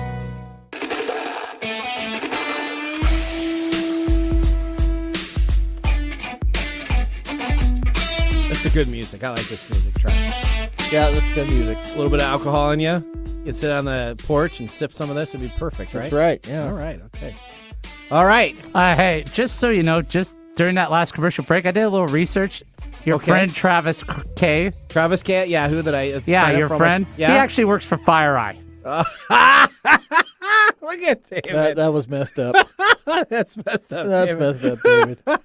That's right. So he works for FireEye. No, have you been hitting our whiskey? Yeah, buddy? he's got he must have a bottle over there. That's fine. He's been sneaking some drinks or something. Oh, that's funny, David. That may be poor Travis K. Works for FireEye. What am I? No wonder they're trying to hack crap out of your. That poor guy. He's like, I'm at this person, this Nathan person. Yeah, that's actually him that's hacking your website. That's right. Maybe it's him instead of FireEye, and he's just using their address. All right. Well, okay. Yeah, Welcome. there you go. Welcome back. Hopefully, you guys decided to call the show. If you did, we're not answering the phones today, but if you did, we would have answered it right now, and we would talk about you. For those that are making fun of me on twitch.tv, thank you very much. Yes, this shirt is exactly in style if you're somebody in your mid-50s. If you're Fred Flintstone. If I'm Fred Flintstone. Flintstone! That's right, yeah. All right, okay, let's move on to our next. Bowling shirts have ever been in style. Oh, they always are in style. Yeah, in a bowling alley. You know what? I make this shirt look good. Okay. Wrong answer. Let's start our next segment. You live in an interesting world. That's right. Called Ask the Expert. This is a segment we call Ask the Experts. All right, we're bringing on our expert, Phil Hennessy from Morpheus Tech. He is joining us, and he's going to talk to us all about tiny homes. What's the most effective possible way to make sure that you can have your tiny home have technology today? Now, Phil, thank you so much. We talked on Friday, yesterday, so we talked about this in... What's that? That's good that you know that. Well, I've been drinking a little bit of whiskey, so I'm just trying to remember everything of what we got. So we talked on it, and this is something that Phil's been spending a lot of research on. So essentially, Phil contacts me. We say, hey, you're going to be on the show probably about once a month, and hey, can you work on this type of articles? And then he does all the research, and it saves me so much time. Should we ask him the most important question right now? What's the most important question? What whiskey are you drinking today? Are you drinking some whiskey, Phil? I am not drinking whiskey tonight. Next time I will make sure I'm drinking something. I'm sorry, guys. It's a dry night. He's a dry night. He's trying to stay there. Well, tiny homes will do that too. That's right. Okay, so now if I wanted to buy, I'm host because I'm actually doing this right now. I'm actually buying containers, Phil. And so I'm going to actually have a container. Either they're going to both be flat in my back area, or I may have a 2-story container. So having this tiny house, this may be where I live the rest of my life if my wife gets mad at me. So I want to decorate. She's always mad at you, isn't she? No, she's not. No, poor Tracy. No, she's great. She puts up with a lot. Long suffering. That's right. Is a term that. What is the first thing? If I was going to own a tiny home and I wanted to put some technology in, what's the very first thing I should do in a tiny home? Well, actually, it's not about technology, which is really interesting when I did the research. It's about the psychological thought process of the type of person that wants to live in that tiny home. Okay, so what type of person? Oh, please tell me about that. Well, I'm not going to, Mike, you're going to have to help with that part of it. But really, tiny spaces can cause psychological problems. And it's because when the environment is cluttered or there's a lot of other things around, or you're in the same room all the time, and your furniture is all around you, it doesn't change. You can't go to a separate space. You can get depressed. There's a study shown that high uses of abuse of substance and domestic violence also. So what was really interesting, is that what do we need to do with technology to help assure that you're organized, it feels like you're in a different space, and these other things to help have better well-being for the person. Okay. So if I was going to live in a tiny house, I totally get that. What's the first thing I should do technology-wise, or maybe to make it so that I can have that? You need to get on Prozac. Prozac. Oh, okay. I mean, there's really, it's what do you want, right? I mean, and how big? I mean, we're talking about tiny apartments or tiny homes that are 60 to 400 square foot, or small apartments or other homes 800 to 1,000 square foot.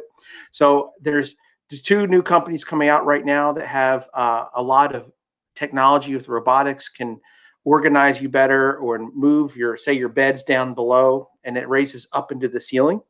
So then your space becomes from a bedroom to an office, and your kitchenette is off to the side. There's other technologies that if you want to, if you're in a really, really small space, you could also have a modular kitchen or a movable kitchen even that moves your washer and your other things around and makes it a closed space. So it's really, what do you want first? So I would say is do you need to have an area that separates, or can you have everything together and buy different organizing pieces of furniture that you can just have around with you, or do you need stuff out of your eyesight? So it really is, again, what do you want as part of that? And there's technologies to do that. It's from, the flat screen TVs to this robotics furniture that you can move around, and we can talk more about that. So let's talk about the furniture. Okay, so I want to have this space, and I would say I'd probably be 800 square feet to 1,000 square feet. I think that's how long one of the containers is. I don't know, but I'm guessing that. So I got we'll use 800 to 1,000 square feet. All right. So now I know people live in RVs, and I have an RV, and I think our RV is about 800 square feet, and I know people live in that all the time. So I should, in my opinion, if I can live in an RV, I should be able to live in a tiny house. So if I want to maximize my space, and I have tall height here, so I got 2 stories, right? So I had this tiny house on my containers. I got about 12 feet up into the higher rafters of the second level. Right. What can I do to suspend stuff and do some furniture? There's two really cool companies out there. One is ORI, Ori Buildings, and the other one is Bumblebee Furniture. And Bumblebee has everything in the ceiling. And so you have, say, your bed, and then your desk, and then your chest of drawers, or all your different clothes drawers and everything are all in the ceiling. So when you want your bed to come down, you have an app. And you say, okay, it's time for sleep. Your bed comes down. It locks in. I can go to sleep. I want to get dressed next morning. Okay, I get up, put my bed up, boom, it goes away. And then I want to get my clothes down to go get dressed. I can look in the app and see which of my drawers in the ceiling have my clothes that I want to wear that day, or my watch, or whatever else. And it's actually searchable. You can see in the app what's what in the ceiling. So this is kind of like the Jetsons. And then when you're gone to work, it turns into Bumblebee and goes and fights the Decepticon. No. Look, that was Bumblebee.com. Okay. So Transformers, man. So I used to watch the Jetsons though. So this sounds like Jetsons, then, right? Yeah, so, this is Jetsons. So when you would go on in there into the bedroom scene or whatever, and they said, "Hey, could clothes come down?" You would see the Jetsons deal come on down, and they change in their clothes, and then it goes back up again. So is this using that concept? Do you actually look up and you see it just kind of suspending there? Or how it's in looks like large drawers or wooden cases, right? It comes down, and then you go into the top of it, and you get out what you want, and you hit your app again, and it goes back up again. And it has, it's trying to detect to make sure there's nobody around when it comes down to hurt people or those types of things. So it has AI in there. It has, robotics logic in there, and in terms of it's in the cloud, or those types of things. So it's This is some really cool technology here. That does sound so. Let me. And the other one is ORI Furniture, and that one's out of MIT. This first one, Bumblebee, is a startup out of California. The other one's out of MIT. And what that one does, it doesn't necessarily, the bed comes out of the ceiling, the same idea, and some of the other but the other furniture is all sliding based on racks. So your bed will slide out of the bottom of like a TV holder, and then it'll slide back in. What was really interesting when I watched that video is like the guy didn't make the bed in the morning. He just hit the button, and then the whole bed went away. He didn't have to make the bed. I was like, that's great. I love it. Okay. So you still have to wash your dishes. So let me ask you this: if I buy IKEA furniture, can I use this system, or do I have to buy the furniture from them? Because I'm a real cheap guy in my tiny home, right? Yeah. So I got my tiny home. If you're buying IKEA, never mind. Well, I just I go but buy. IKEA has the standard Murphy bed, right? So they have the manual stuff, right? So if you want to go manual and go cheap, Nathan, go ahead. I thought you were a tech guy, so hey, it's all right. So you have so it has to be all one part. It's tech specific. So I can't just plug that sensor into you're the tech existing. Specific. That's right. So so it sounds like this is all incorporated. So you have the sensors, you have the devices. So let me ask you the most important: do they have a king size bed?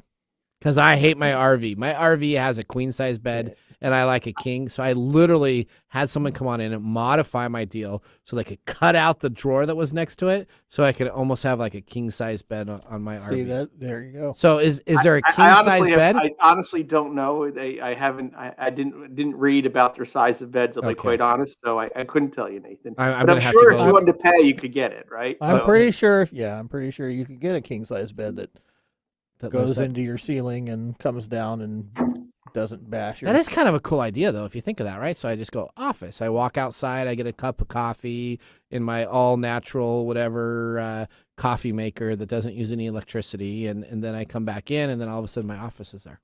Yeah, that's an excellent. Yeah. All right, so you still have to keep yourself clean, though. You have to actually wash the dishes and sweep the floors, and So how do you do a shower? How do you do a shower on this? How do you do a shower on this? You probably don't have a portable shower that's hanging up there.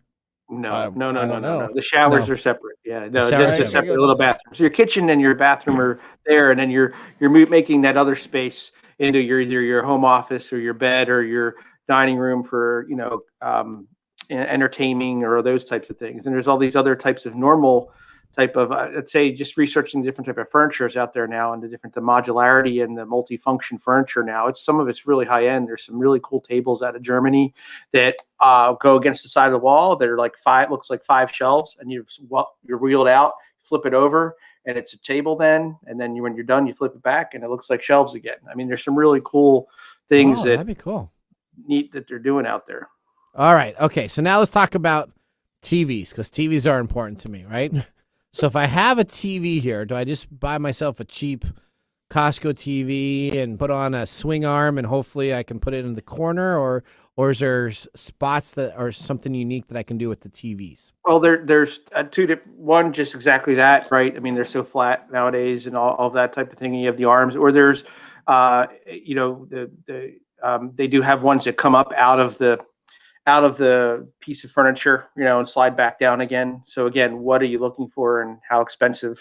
But a lot of them, they're showing the TV just as part of the wall, and then it doesn't move or has the arm. But there are other options where you can go ahead and have it hide in another piece of furniture and come up and down, so you can change it into a work office. I used to work for a billionaire. House. Yeah, so I used to work for a billionaire. I won't say which billionaire I worked for, but I used for a billionaire. And at the end of his beds, he had all of his televisions. And did they come up and go down? Yes, they did at the base of the bed. So they would essentially come on up, and you could see it at the base of the bed, and then it would fall back down. And let me just tell you, those motor arms, back then we were having 70-plus inch TVs, and those things were heavy. And those, if one of those motor arms gets stuck, that's like the worst case scenario. It's just stuck 3/4 of the way up there. You can't really watch the TV. See, and that was a real problem. Yeah, that's the problem with all this technology going into these tiny homes, is that eventually something's going to break. So your bed may be like suspended halfway up. Yeah. At some point, and you're going to have to. It comes down from the ceiling, and that'll be really depressing. the front two pulleys are all the way down, and the top is there. So you're like, sleeping in a New York apartment. That's one of those oh my god moments. All right, let's talk about computers, right? So if I'm a big gaming person and I want to have a nice computer setup, what can I do for tiny home computers? Well, it's just your laptops. I mean, your high-end gaming laptops and those types of things. I mean, that's really where it comes down to, is that the office space will be modular and move up and down for you, and then you're going to put your laptop on it, those types of things. So it's really more about that the technology has changed. You're not doing towers anymore. Like in the 90s, when you guys talk about Microsoft and that type of stuff, we're talking now about, laptops and Chrome pads and, Chromebooks and all that kind of thing, that it's just part of you, a part of us as we're computing nowadays. And that's, and if you're living off the grid, you're going to try to get Starlink. You're not living off the grid if you have a gaming computer. Oh, that's a whole different thing. I mean, again, is it a mobile home that's off the grid, or are you on the grid? I mean, that gets into a whole different discussion, because then if you're off the grid, are you going to do wind power and some solar power? To do that, then you make sure you want to have like you said, a satellite dish for your internet. That's going to be one of the key things you need to have to do all that nowadays, with everybody wanting, internet connection. So that's would be a challenge for people that are trying to go off grid versus, you're still on your property. Yeah, no, there's no way. I got gig internet from Comcast. There's not a chance I'm going out in the middle of no man's land. Off the grid for you means 10 feet to the left. Yeah, 10 feet to the left of my garage. That's off the grid. That's right. All right. Okay. So what would be, out of your research, what's the best, coolest thing if you're going to put in a tiny home before we end our segment here? What is the coolest thing I that you like found? the Bumblebee furniture technology. Okay. I mean, it's pretty amazing for a small space, 800, 500 square foot space. You can really make it multifunctional, and it goes back to the well-being piece. You can keep it organized and functional. I really like it. I think that's the way to go for in the future, because you can have a small space. And I think one of the stats I read is that 66% of the population of the world will be living in big cities by 2050. So wow, that's scary. So with that stat, this type of technologies, and especially from the well-being, COVID has told us that when we're going to be home a lot, we need to have social interaction. We need to have a nice space for us, right? So as we're home all the time. So I think that these technologies are really going to help. That makes sense. Yeah. All right, Phil, well, thank you so much for joining us. I'm going to have to get with you offline here a little bit, because I may have to actually do some improvements if I'm going to build this little tiny home area. I want it to be the best, coolest tiny home. And on the third level, do you make a third level on top of your containers above? In your life, yeah. Okay, all right. Are you starting your design now? Yeah, I'm going to have to, because I got to get these things ordered. Now he's thinking about, I need 4 containers instead of 2. Well, what if you make a little crossover? All right, we're going to go to a commercial break. Do a habit trail. That's right. We're going to have to take a break. When we come on back, we have Microsoft in the 1990s segment series 3 of 5 now. It was a 1 to 3 part series, and now we're at. We can't get enough through. So we got hopefully 20 minutes or so to talk about some cool items that we're going to be talking about in our return. I'm Nathan Mumm. We got Micro Day. David behind the board. See you after this. Hello, my name is Arthur, and my life's work is connecting people with coffee. StoriCoffee is a small batch specialty coffee company that uses technology to connect people to each product resource, which allows farmers to unlock their economic freedom. Try our medium roast Founder Series coffee, which is an exotic bourbon variety that is smooth, fresh, and elegant at StoriCoffee.com. That's STORI coffee.com. Today you can get your first bag free when you subscribe at StoriCoffee.com with code TechTime. That's STORI coffee.com. Hi, this is Lisa Downs, host of Reigniting You, a new show here on KKNW that explores a variety of topics and timely issues for making mid to late career transitions. I'll be here every Wednesday afternoon at 3 o'clock bringing you guest interviews, career transition advice, and great stories to guide you to what's next in your career and life. Gain a renewed sense of purpose for your next phase with a positive, forward-looking approach. Get ready to be re-energized, recharged, and reignited Wednesdays at 3 o'clock. Hey, babe, I hear that you can download a new voice on Siri. No way. Yes, it's true. It's a voice that goes, hey, you big hunk. What do you want to do and where do you want to go? Stop it. Oh, God. Okay, I'm kidding. What has tech ever done for our relationships? We can't talk about that on the radio. If you want to eavesdrop on juicy conversations that no one is having around all things love, sex, and relationships, join us right here, 1 p.m. on KKNW and wherever you get your podcast. We look forward to seeing you in the Love Shack. Your business deserves the same expertise as that of a Fortune 500 company. If you need a CIO-level service, why hire a full-time staff member at $250,000 a year when you can get this on-demand service for fractions of the cost? As your CIO on demand, we'll give you the steps you need to take so as to minimize interruption to your business and profitability, and provide you and your business with training and education to prevent future attacks. To get an efficiency review for your business today, contact us at www.ee-services.com.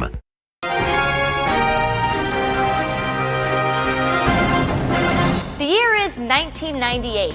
The FBI announces the creation of a major unit to fight cybercrimes, from hackers stealing money to terrorists trying to shut down urban power grids. Microsoft announces that it will add 2 new Actimates learning system characters to its product lineup. Mark Brown's Arthur and Arthur's little sister DW will be introduced at Toy Fair. Now, on the same day, Microsoft Corporation's board of directors approves a 2-for-1 split of its common shares. Shortly after, on May 18th, Microsoft received some bad news. The U.S. Justice Department and 20 state attorney generals file an antitrust suit against Microsoft, charging the company with abusing its market power to thwart competition. Despite the bad news, life goes on for the company. Windows 98 is made available in more than 40 countries worldwide and from more than 12,000 retail outlets in North America. 2 weeks later, on July 21st, Bill Gates appoints Steve Ballmer president of Microsoft. Days after Ballmer's promotion, Microsoft and a group of leading African-American scholars begin to collaborate on Microsoft Encarta Africana, a comprehensive multimedia reference resource on the history, geography, and culture of Africa and people of African descent. 2 months later, Microsoft introduces its first telephone, the Microsoft Cordless phone system. This phone uses the power of the PC to deliver unprecedented flexibility and ease for customizing call management and message services. The big question, will Microsoft be allowed to ship its new operating system, Windows 98, as is with the Internet accessories? With a trial underway, Microsoft announces the next major release of the Windows NT line of products, Windows 2000. The name change signals the evolution of Windows NT technology into mainstream use in November. Microsoft hits one final milestone on December 7th when Microsoft Project passes the 3 millionth customer mark. Now, this helps the corporation reach a 1998 fiscal year-end sales totaling of $14,480 million, while the employee headcount now grows to more than 27,000 people. 1998 has been another wildly profitable year for Microsoft, but 1999 will bring even more growth and a resolution to the antitrust trial.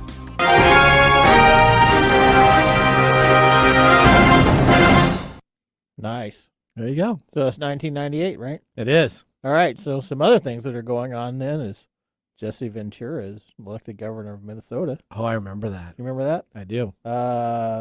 Titanic is the highest grossing film of all time. I've never watched that movie. Okay, that's okay. Sinatra died. Okay. Oh, did he really? Yep. Okay. 82 years old. And Harry Potter and the Sorcerer's Stone is published in the United States. Oh, that's a big deal then, huh? Yeah. And we got technologically, we have American Airlines is first airline to offer electronic ticketing in all 44 countries it serves. That was big. So do you understand that in 1998, before that, you would have paper tickets, right? You'd have to go and get paper tickets. Now, all of a sudden, 1998 comes on, and you can actually print out electronic ticketing from email. And now look at what we have today. Most of the time, I board everything's a plane. on a phone. It's on an app. Yep. I have like a Alaska Airlines app. I go on up, and I don't even have printout tickets. I can still print them out from home. I don't even know if they issue paper tickets anymore. Yep. No, they do. They do? Yeah. Okay. So you said this is when things started to get interesting. So this is interesting in my life. What's going on here at Microsoft here? We heard a few things like the antitrust thing and Windows 98 and blah, blah, blah.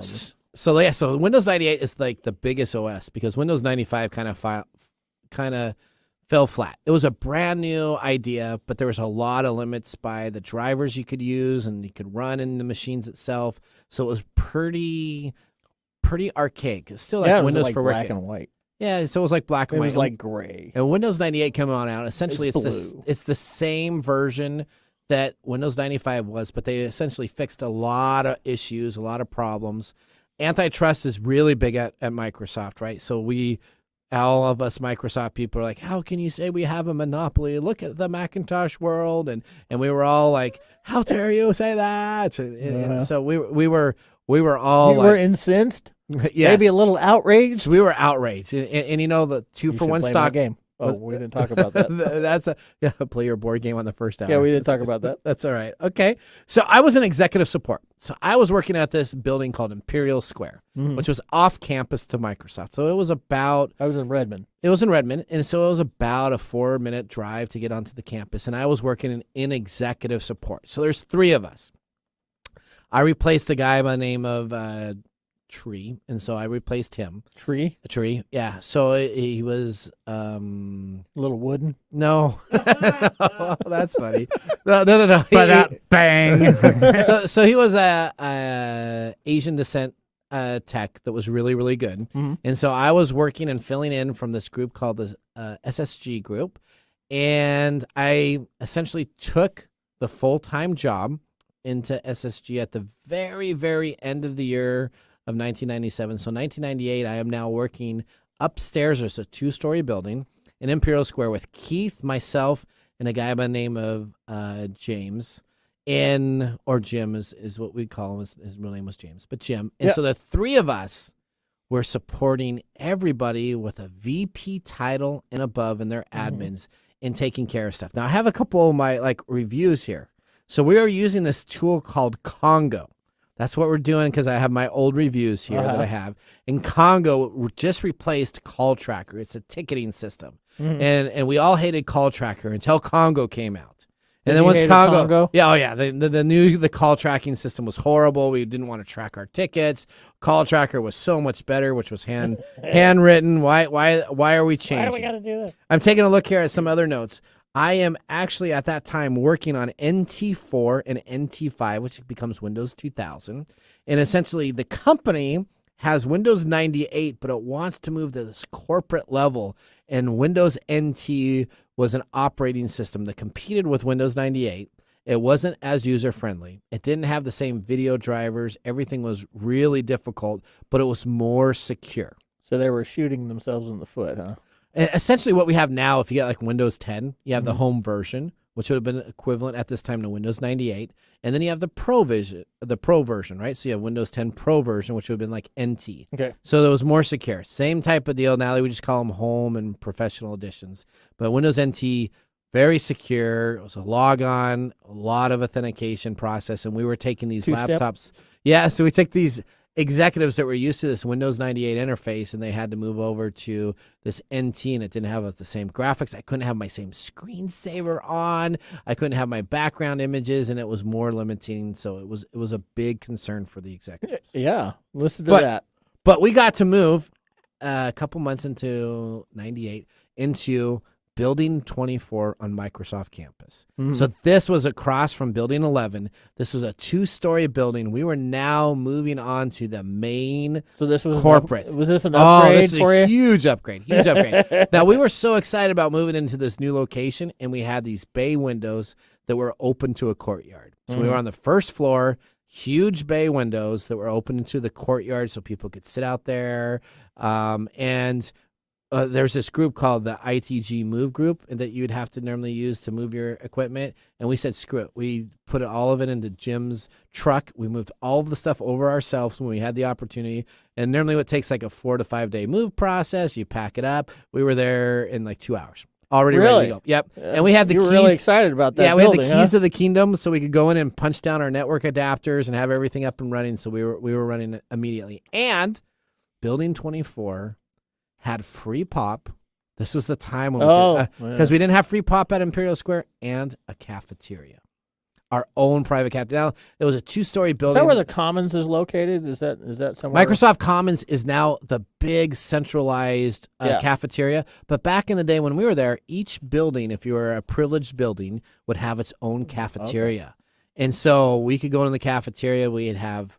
Literally, we had the best tuna melt. And let me just tell you, every day, that's chicken strips and fries for $1.50. What does that have to do with tuna melt? So, well, hang on. So the $1.50 was chicken strips and fries was $1.50, right? And you get 2 pieces of chicken strips and fries.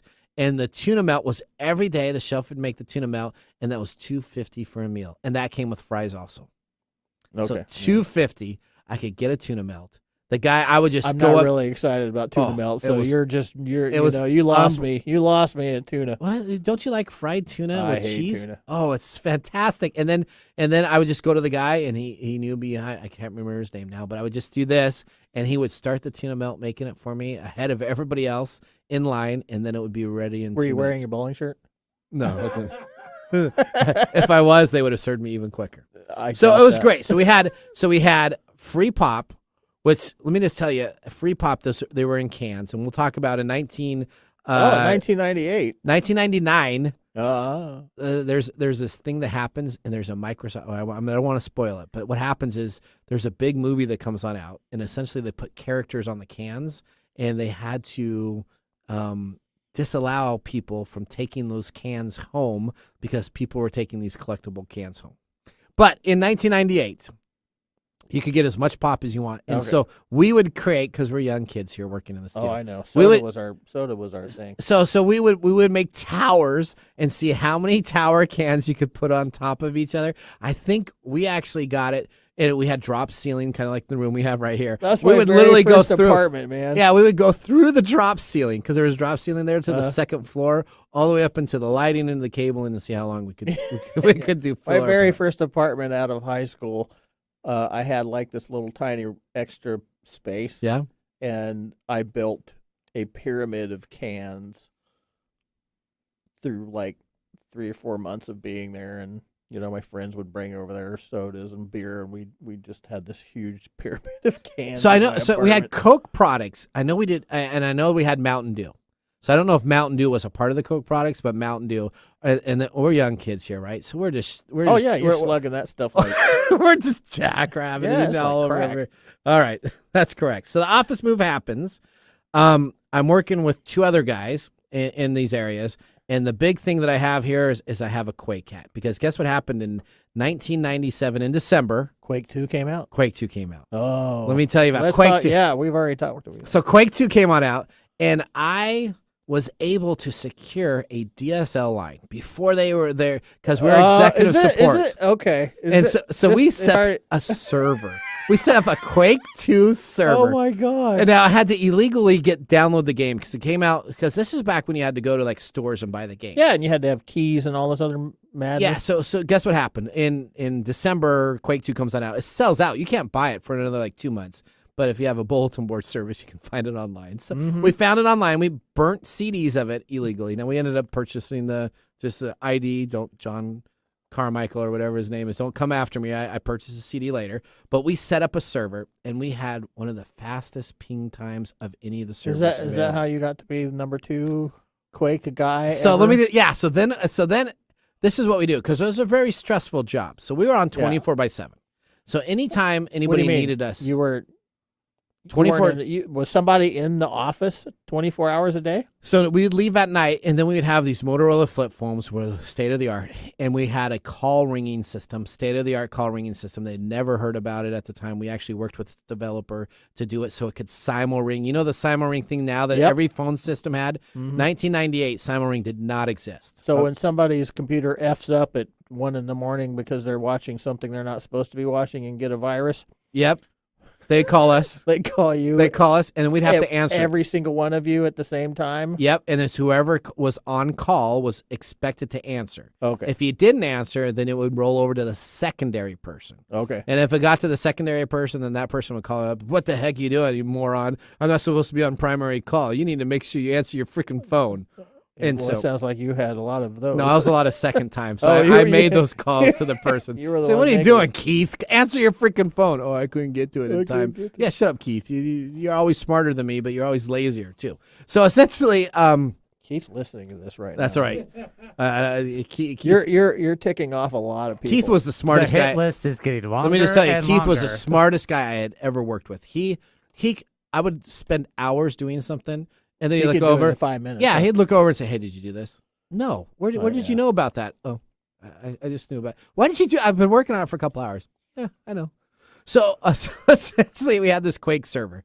We had it at Microsoft, and I was the administrator to it because Keith too lazy to actually do the work to set up the server. Although he would play, and then we'd all play on it. And since I'm playing on the same server on a DSL line, you got to remember everybody's connecting on Quake 2 on a modem. On a modem. A modem. What, a 500, 550 baud modem? Yeah, because the internet isn't quick enough at the time to do this. So most people, if you did have a fast internet connection, you're that guy that I hate. What's that? When we're doing video games and I had no ping. They've got a faster computer than me, so they can hit me 3 times before I can hit them once. Ping of 4 milliseconds. Now Keith would play on, of course, as I set it up, and he would then still snipe me. And I said, "Well, you should be in my clan," because I created my clan. And he's like, "No, I'll be in a different clan, so I can just beat up on you." Well, I guess if Keith's listening, he doesn't really care. Yes, I will tell you this. We were answering phones 24/7. And our motto was every call could be your last. So anytime you got sent out to go and take care, we would say, okay, well, I'm going to go over and work on maybe the new president's computer because he got promoted. And I go over there, and as soon as you walk out of the room, first thing they say is, have a good time, Nathan. Remember, every call could be your last. That's funny. So that was our little motto that we had. That's funny. So we're going to talk about 1999 next week, huh? We are. 1999, we get some great stuff. Now, I do become the number 2 all-time champion for Quake in 1998 in the November time frame. Yeah, so let me you have a DSL line. I did. All right, so I'm in now the new building. Now I understand. We got next month, we're going to be talking about some maybe Xbox stuff in 1998. Cool. Just the beginning of that. Next All week, right. We're on our countdown. We are. I'm Nathan Mumm. We got Micro Day here. David Brown behind the board. Thank you for joining us for TechTime Radio. We'll see you next week. Bye-bye.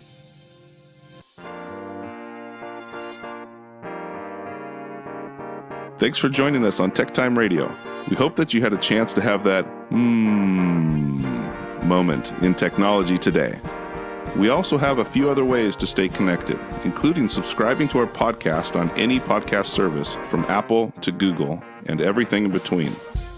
And also signing up on our YouTube page, where you get to see us live in video. Yep, you can see us chat and have some fun. It's youtube.com/TechTimeRadio, all one word. We hope you enjoyed the show as much as we did making it for you. From all of us at TechTime Radio, remember, Mumm's the word. Have a safe and fantastic week. The views expressed on this program are those of the host, guests, and callers, and not necessarily